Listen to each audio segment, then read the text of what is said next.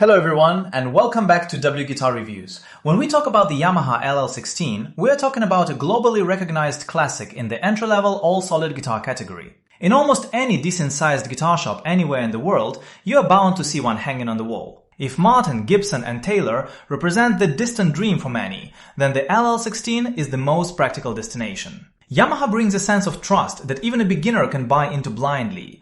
The quality is consistent, the price is fair, and the tone is reliable. Not to mention, it looks great, especially the deluxe LL16D with its stunning abalone inlays. However, when it comes to the tone of the LL16, opinions are highly polarized. It seems people either love it or hate it, and they often argue about it online. This controversy makes a lot of potential buyers hesitate, leading them to look for other guitars that everyone seems to praise. But that's exactly when you should be careful. No product in the world is loved by 100% of people. If you see one, it's likely just marketing hype. Those products usually flash in the pan and disappear so quickly that people don't even bother discussing their flaws. Today we are going to break down the LL16 and see exactly how to make it sound great and what makes it sound terrible.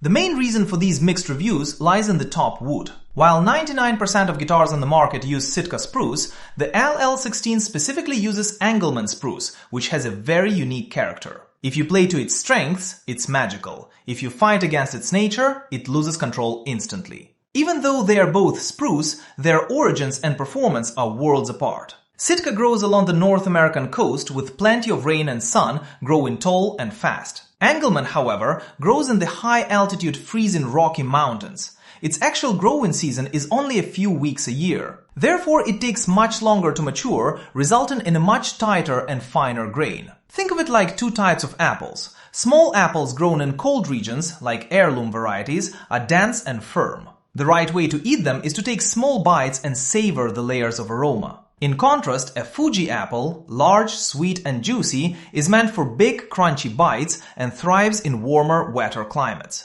Playing the LL16 is just like eating that small, dense apple. You have to take your time. The biggest taboo is heavy, aggressive strumming. You can't thrash it like you would a Martin or a Gibson, or the sound will break up. As you'll hear in the demo, if you overplay, the trebles get crowded and produce a harsh, clanky metallic sound. But if you play with a lighter touch, you'll hear rich, cascading harmonics, almost like built-in natural reverb. Let's listen to the demo, first with heavy picking, then with a light touch.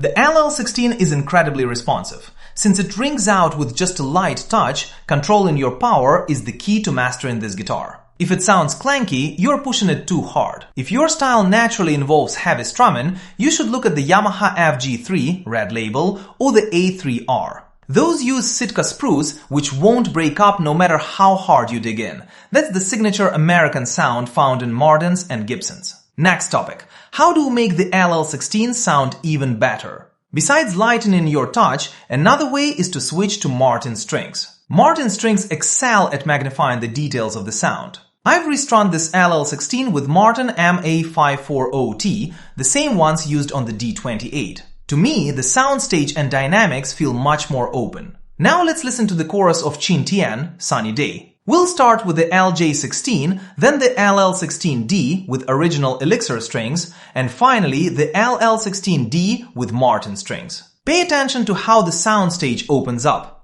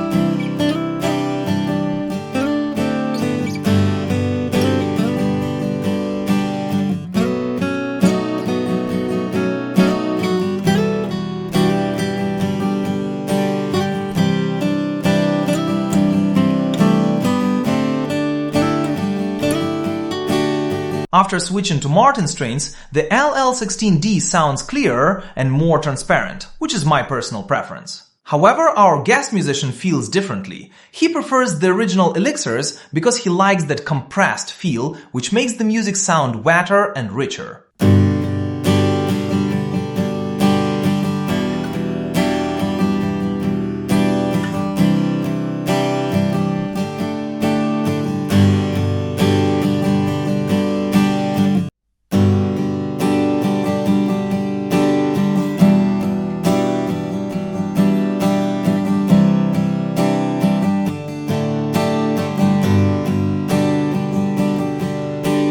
Even though we disagree, experimenting with your sound is never a bad thing. After all, strings are consumables. You have to change them eventually anyway, so why not try something new? So regarding Chin Tian, do you prefer the original strings or the Martin strings? I'll play it one more time. Let me know in the comments.